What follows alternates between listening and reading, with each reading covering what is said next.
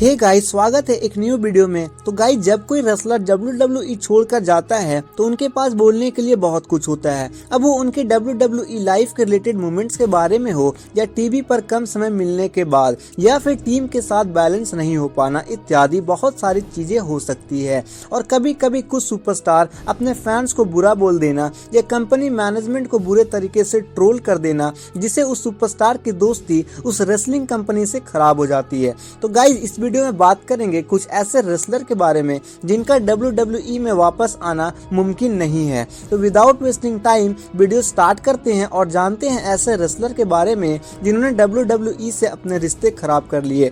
जैसे कि कोई रेसलर WWE क्विट करके AEW चला जाता है और जाते जाते WWE कंपनी के बारे में कुछ बुराई कर देता है। तो विदाउट वेस्टिंग टाइम चलो वीडियो स्टार्ट करते हैं। Number 1, Chris Jericho. Chris Jericho ने 2018 में करीबन 20 साल के बाद ये फैसला किया कि वो कुछ नया करेंगे। वो AEW का एक हिस्सा बन गए और उसका खुद समर्थन भी बहुत किया। अब ये क्रिस जेरिको के लिए काफी मुश्किल फैसला रहा होगा, क्योंकि उन्होंने खुद ये बताया था कि वे विंस मैकमैन के प्रति सपोर्टिव थे, लेकिन उन्होंने ये फैसला किया कि वो इस चैलेंज को पूरा करेंगे। जब उन्होंने इस फैसला को विंस मैकमैन को बताया तो विंस मैकमैन ने सलाह दिया कि वो किसी भी इस तरह के कॉन्ट्रैक्ट से बाहर हो जाएं, लेकिन क्रिस जेरिको ने ऐसा करने से मना कर दिया। वो विंस मैकमैन को पसंद नहीं आया। क्रिस जेरिको को कॉन्ट्रैक्ट साइन करने के बाद जेरिको को किसी भी WWE टैलेंट को अपने पोस्टकार्ड पर बुलाने से बैन कर दिया गया WWE के थ्रू। यहाँ तक कि उन्हें WWE की ओपनिंग और बहुत से YouTube वीडियो से एडिट कर दिया गया। जेरिको ने एक पॉडकास्ट में बताया कि उन्हें WWE से बैन कर दिया गया है। यहाँ तक कि WWE ने उनके मूव्स को भी बैन कर दिया गया, इसलिए ताकि कोई भी रेसलर अपने मैचेस के दौरान कोई इस मूव को यूज ना करे, ताकि उस वजह से किसी भी अनाउंसर को उनका नाम लेना पड़े। Number 2, Shane Douglas. अब इसमें कोई खास बात नहीं कि कई रेसलर विंस मैकमैन और WWE के साथ बिगड़े हुए रिश्ते को सुधारना चाहते हैं और WWE में वापसी करना चाहते हैं। ऐसा हमने जेफ जेरेट या अल्टीमेट वेरियर के साथ कई रेसलर को देखा है, लेकिन ऐसा रेसलर जो कभी ऐसा नहीं करेंगे वो है शेन डगलस। डगलस को WWE में 2 मौके मिले, एक 1990 से लेकर 1992 तक और दूसरा 1995 से 1996 तक, बट डगलस इन दोनों मौके पर कुछ खास नहीं कर पाए। जब 1996 में डगलस ECW के साथ जुड़े और उसके बाद 1999 में WCW के साथ, तो उन्हें ज्यादा सफलता मिली। वो एक कीमती और रिस्पेक्टफुल रेसलर भी बन गए। 2000 के शुरुआत में ही WWE ने एडी गेरिरो, डीन बेरिंग को, बिस वेनवा और इरिस सेटर्न के साइन किया।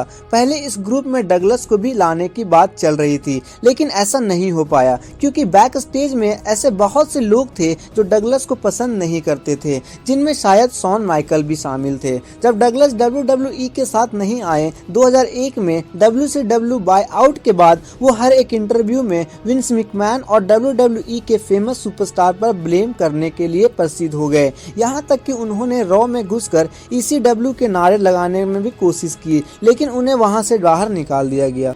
अब बात करते हैं नंबर 3, ब्रोडी ली। ब्रोडी ली का WWE में सफर काफी रोमांचक रहा। जब भी WWE उनके साथ कुछ खास करने की कोशिश करती थी तो अचानक ही उनका समर्थन करना भी बंद कर देती थी। 2019 में उन्हें WWE से रिलीज कर दिया गया और उसके बाद वो AEW शो से जुड़ गए। WWE से निकलने के कुछ ही समय बाद वो टॉक इन जेरिको के पास दिखाई दिए, जहाँ उन्होंने पूरे WWE और विंस मैकमैन के पुराने तरीकों पर कीचड़ उछालने की कोशिश की, जिसे WWE के ऑफिशियल मेंबर और साथ ही साथ विंस मैकमैन को भी काफी नाराज हुए।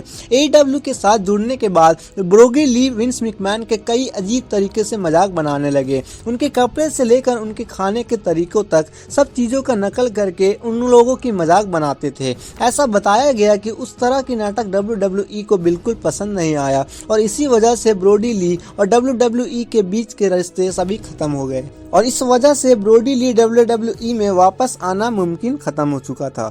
अब बात करते हैं नंबर 4 जॉन मॉक्सली। 2019 में जब जॉन मॉक्सली, जो कि WWE में डीन एम्ब्रोज के नाम से प्रसिद्ध थे, उन्हें WWE को छोड़ा था, तब उनका रिश्ता WWE से कुछ ठीक नहीं था। जॉन मॉक्सली WWE के क्रिएटिव प्रोसेस से काफी परेशान हो चुके थे और WWE के कितना भी पैसा देने के बावजूद तो उस कंपनी से निकलना चाहते थे और बहुत सारे लोगों की तरह वो भी टास्क इंजरी को पोर्टपास पर WWE के साथ हुई अपनी परेशानियां बताई।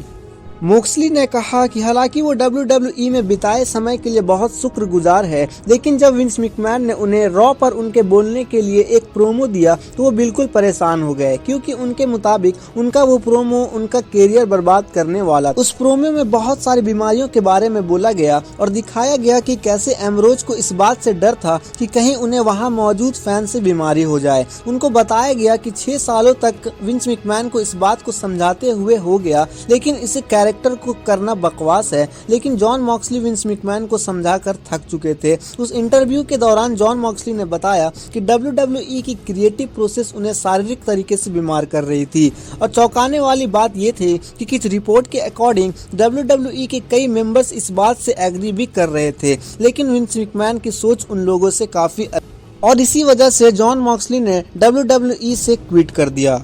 तो गाइज ये थे WWE के 4 रेसलर जिन्होंने WWE से क्विट करके AEW शो में चले गए बिकॉज ऑफ अलग अलग रीजन। सो गाइज इसी तरह की वीडियोस पाने के लिए हमारे इस चैनल को लाइक शेयर सब्सक्राइब जरूर करें।